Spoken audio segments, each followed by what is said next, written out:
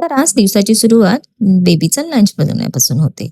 I know dosa कोण देतं लंचला, पण बेबी माझी खूप मोजकच खाते. म्हणून डोसा तिला आवडतो, मग तिची आवडती गोष्टच द्यावी लागते. मग बेबीची स्कूलची तयारी वगैरे केली, मग तिला तिच्या बाबांसोबत स्कूलला पाठवलं. आणि इथे बघताय ना, एडिटिंग करता करता कधी झोप लागली तेच कळालं नाही. नाईट शिफ्टचा असर काय करणार.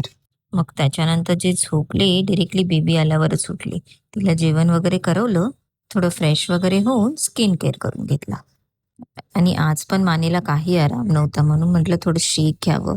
मग ते घेतला आणि मग थोडं जेवून घेतलं. आणि बेबीचे एक्झाम्स चालू आहेत, मग बेबीचा अभ्यास वगैरे घेतला आणि बाहेर पडले थोडं राउंड मारायला. कारण आज थोडा पाऊस उतरला होता, म्हणून म्हटलं थोडं वॉकला जावं. बाहेर गेल्यावर बघते तर गाडीची काय हालत झाली होती खरंच. गाडी पावसामुळे बंद असल्यामुळे खूप खराब होते. वॉकवरून येऊस तर नाईट शिफ्टचा टाइम झाला.